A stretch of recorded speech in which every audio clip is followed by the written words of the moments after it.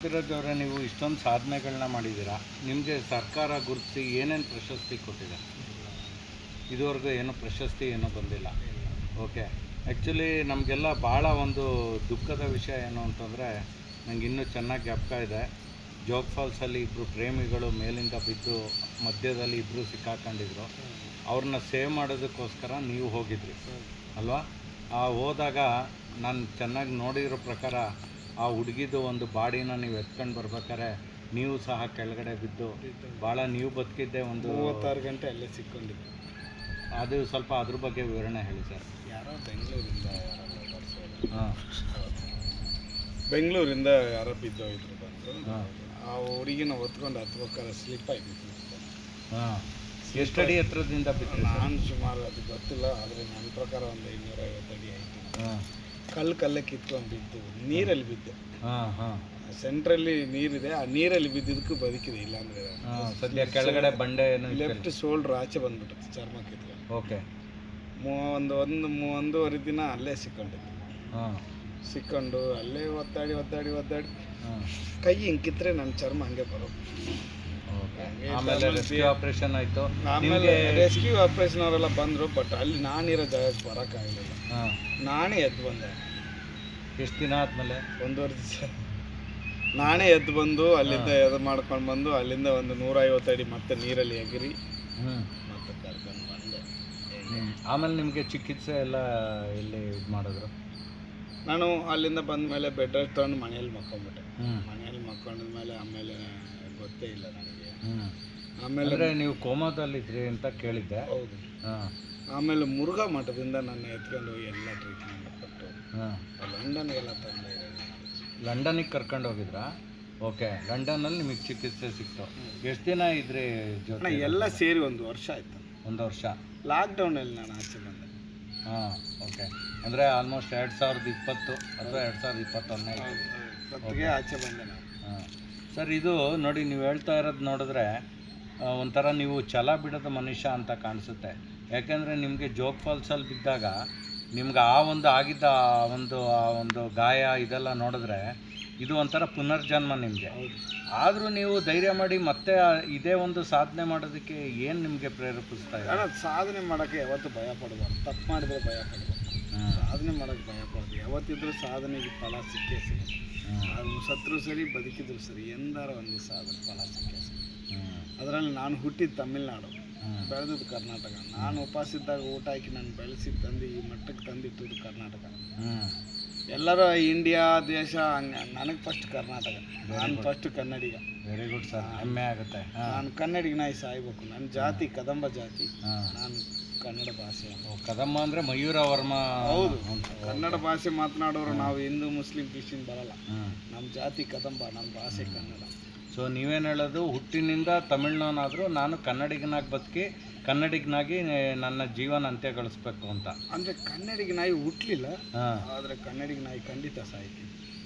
ತುಂಬ ಖುಷಿ ಆಗುತ್ತೆ ನೋಡಿ. ನಿಜವಾಗ್ಲೂ ನಮ್ಮ ಭಾಷೆ ಕನ್ನಡಿಗರಿಗೆ ಎಷ್ಟೋ ಜನಕ್ಕೆ ನಮ್ಮ ಬಗ್ಗೆ ಭಾಷಾ ಅಭಿಮಾನ ಇಲ್ಲ, ನಮ್ಮ ರಾಜ್ಯದ ಬಗ್ಗೆ ಅಭಿಮಾನ ಇಲ್ಲ. ನಿಜವಾಗ್ಲೂ ಜ್ಯೋತಿರಾಜ್ ಅವರು ಈ ಒಂದು ಮಾತು ಹೇಳಿದ್ರೆ ನಿಜವಾಗ್ಲೂ ಕನ್ನಡಿಗರು ಅರ್ಥ ಮಾಡ್ಕೋಬೇಕು ನಾವು ಎಂಥ ಪುಣ್ಯ ಭೂಮಿಯಲ್ಲಿ ಹುಟ್ಟಿದ್ದೀವಿ ಅಂತ. ಸರ್, ಇದೆಲ್ಲ ಒಂದು ಕಡೆ. ನಾನು ಇನ್ನೂ ಎಲ್ಲೋ ಒಂದು ಕಡೆ ಕೇಳಿದ್ದೆ, ಜ್ಯೋತಿರಾಜ್ ಅವ್ರದ್ದು ರಕ್ತ ಪರೀಕ್ಷೆ ಕೂಡ ಮಾಡಿದರು. ಯಾಕೆಂದರೆ ಈ ಥರ ಎಲ್ಲ ಗೋಡೆ ಎಲ್ಲ ಹತ್ತೋದ್ರಿಂದ ಆ್ಯಕ್ಚುಲಿ ಕೋತಿದು ರಕ್ತ ಪರೀಕ್ಷೆ ಮಾಡಿ, ನಿಮ್ಮದು ರಕ್ತ ಪರೀಕ್ಷೆ ಮಾಡಿ, ಎದೆ ಬಡ್ತ ಒಂದು ಬೆಟ್ಟ ಹತ್ತಿದಾಗ ಕೋತಿದು ಎದೆ ಬಡ್ತ ಎಷ್ಟು ಇರುತ್ತೆ, ನಿಮ್ಮದು ಎದೆ ಬಡ್ತ ಅಷ್ಟೇ ಇರುತ್ತೆ ಅಂತ. ನಿಜಾನ ಸರ್ ಅದು? ಹೌದು. ಮೆಡಿಕಲ್ ಚೆಕಪ್ಪಲ್ಲಿ ಡಿಸ್ಕವರಿ ಅವರು ಬಂದು ಡಾಕ್ಟ್ರನ್ನ, ದೊಡ್ಡ ಅಮೆರಿಕಾದಿಂದಲೇ ಡಾಕ್ಟ್ರನ್ನ ಕರ್ಕೊಂಡ್ಬಂದು ನನ್ನ ಬ್ಲಡ್ ಚೆಕ್ ಮಾಡಿದ್ರು. ಯಾವ್ದಾರು ಒಂದು ಕೋತಿ ಒಂದು ಬಂಡೆ ಹತ್ಬಿಟ್ಟು ಮೇಲೆ ನಿಂತ್ಕೊಂಡಾಗ ಅದ್ರ ಹಾರ್ಟ್ ಬೀಟ್ ಹೇಗಿರುತ್ತೋ ಅದೇ ಹಾರ್ಟ್ ಬೀಟೇ ನಾನು ಆ ಬಂಡೆ ಹತ್ತಿ ನಿಂತ್ಕೊಂಡಾಗ ನನಗೂ ಸೇಮ್. ಅಂದರೆ ಹತ್ತಿದೀವಿ ಅಂತ ಮಾಡೋದಲ್ಲ, ಆಗಲಿಲ್ಲ ಅಂತ ನೋವು ತಿನ್ನೋದಲ್ಲ, ಟ್ರೈ ಮಾಡಿದ್ವಿ ಹಂಗೆ ಅಂತೇಳಿ. ಅದಕ್ಕೆ ನನಗೆ ಮಂಕಿ ಕಿಂಗ್ ಅಂತ ಆಡ್ಕೊಟ್ರಿ. ಸರ್, ಇದೆಲ್ಲ ಸಾಧನೆ ಮಾಡಿದ್ದೀರಾ, ಓಕೆ. ನಿಮ್ಮ ಬಗ್ಗೆ ಜನಗಳಿಗೂ ಹೆಮ್ಮೆ ಇದೆ. ಆದರೆ ನನಗೇನು ಅನಿಸುತ್ತೆ, ನಾನು ಒಂದು ಪ್ರಶ್ನೆ ನಿಮ್ಮನ್ನು ವೈಯಕ್ತಿಕವಾಗಿ ಕೇಳೋದಕ್ಕೆ ಆಸೆ ಪಡ್ತೀನಿ. ಇಷ್ಟೆಲ್ಲ ಸಾಧನೆನ ಸರ್ಕಾರ ಗುರುತಿಸಿದೆಯಾ? ನಿಮಗೆ ಏನಾದರೂ ಸವಲತ್ತು ಮಾಡಿಕೊಟ್ಟಿದೆಯಾ? ಇಲ್ಲ, ಏನು ಇದುವರೆಗೆ ಏನೂ ಮಾಡಿಲ್ಲ. ಬಟ್ ಸರ್ಕಾರ ಅನ್ನೋದಕ್ಕೂ ನನಗೆ ಕರ್ನಾಟಕ ಜನತೆ ಹೆಲ್ಪ್ ಮಾಡಿದ್ದಾರೆ. ಕನ್ನಡಿಗರು ನಾನು ನನ್ನ ಮೇಲೆ ನಂಬಿಕೆ ಇಟ್ಟು ನಾನು ಈ ಕರ್ನಾಟಕ ಮಣ್ಣಿಗೆ ನನಗೆ ಅವರು ಏನು ಮಾಡ್ತಾರೆ ಅನ್ನೋದು ನನಗೆ ಇಂಪಾರ್ಟೆಂಟ್. ನಾನು ಎಷ್ಟು ನಿಯತ್ತಾಗಿದ್ದೆ ಅನ್ನೋದು ಅಷ್ಟೇ ಇಂಪಾರ್ಟೆಂಟ್. ಯಾರೋ ಒಬ್ರು ಹೇಳಿದ್ರು, ಯಾರಿಗಾರ ನಾವು ಏನೇ ಕೊಟ್ಟರು ಮರ್ತು ಬಿಡ್ಬೇಕು, ಅದರಿಂದ ಎಕ್ಸ್ಪೆಕ್ಟ್ ಮಾಡಬಾರ್ದು. ಬಟ್ ನಮಗೆ ಯಾರು ಕೊಟ್ಟದ್ದು ನನ್ನ ಲೈಫಲ್ಲಿ ಮರಿಬಾರ್ದು. ಎಂಥ ಒಂದು ತತ್ವದ ಮಾತು ಹೇಳಿದ್ರೆ ನೀವು. ನಿಜವಾಗ್ಲೂ ಖುಷಿ ಆಗುತ್ತೆ ಈ ಥರ ಎಲ್ಲ.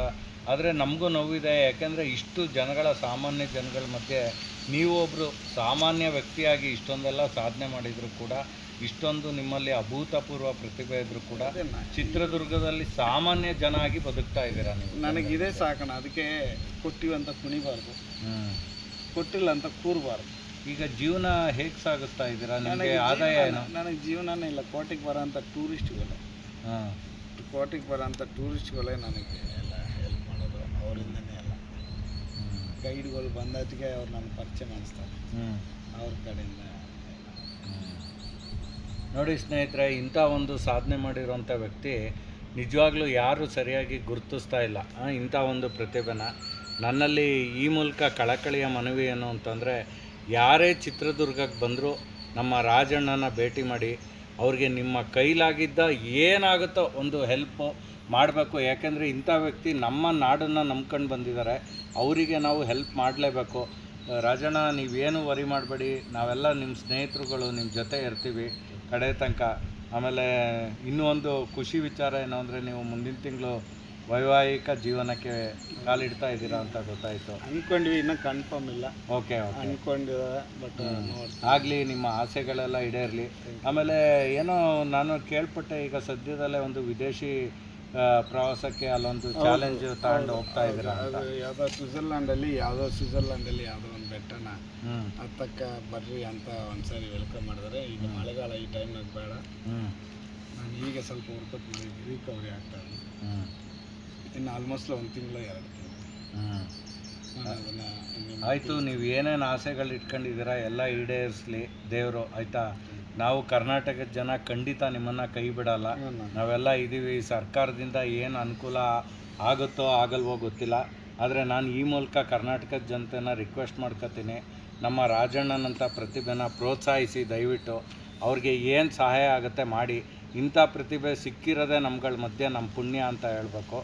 ಆಮೇಲೆ ಚಿತ್ರದುರ್ಗಕ್ಕೆ ಯಾರು ಬಂದರೂ ನಾನು ಟ್ರೆಕ್ಕಿಂಗ್ ಅದೆಲ್ಲ ಮಾಡಿಸ್ತೀನಿ. ಓಕೆ, ಸೊ ನನ್ನ ನಂಬರ್ ಬೇಕಾದ್ರೆ ಕೊಟ್ಟಿರ್ತೀನಿ. ಓಕೆ, ಏನಾರು ನೀವು ಹೇಳಿ ರಾಜಣ್ಣ, ನಿಮ್ಮ ನಂಬರ್ ಹೇಳಿ. ಏನಾರು ಟ್ರೆಕ್ಕಿಂಗ್ ಬೇಕು, ಹಂಗೆ ಈಗ ಏನಾರು ನೀವು ಹೆಲ್ಪ್ ಮಾಡ್ಬೇಕಂದ್ರೂ ನೀವು ಚಿತ್ರದುರ್ಗ ಬನ್ನಿ, ನಾನು ಟ್ರೆಕ್ಕಿಂಗ್ ಕರ್ಕೊಂಡು ಹೋಗ್ತೀನಿ. ಕರ್ಕೊಂಡು ಹೋಗಿ ಅದಕ್ಕೂ ಸಪೋರ್ಟ್ ಮಾಡ್ತೀನಿ. ನನ್ನ ನಂಬರು 9980420995 9980420995. ಇದು ಒಂದೇ ನಂಬರ್. ಖಂಡಿತ ಈ ನಂಬರ್ನ ನೋಟ್ ಮಾಡ್ಕೊಳ್ಳಿ. ನಮ್ಮ ರಾಜಣ್ಣವ್ರಿಗೆ ನೋಡಿ, ನಮ್ಮ ರಾಜಣ್ಣವ್ರಿಗೆ ನಿಜವಾಗ್ಲೂ ನಾವೆಲ್ಲ ಪ್ರೋತ್ಸಾಹ ಮಾಡಬೇಕು. ತುಂಬ ಹೆಮ್ಮೆ ವಿಷಯ ಇಂಥ ಒಬ್ಬ ವ್ಯಕ್ತಿ ನಮ್ಗಳ ಮಧ್ಯೆ ಇರೋದು. ರಾಜಣ್ಣ, ಖಂಡಿತವಾಗ್ಲೂ ಒಳ್ಳೆಯದಾಗಲಿ ನಿಮಗೆ, ಆಯಿತಾ? ನಿಮ್ಮ ಆಸೆಗಳೆಲ್ಲ ಈಡೇರಲಿ, ನಾವೆಲ್ಲ ನಿಮ್ಮ ಜೊತೆ ಇದ್ದೀವಿ. ನಿಮ್ಮ ಸ್ನೇಹ ಹೀಗೆ ಇರಲಿ.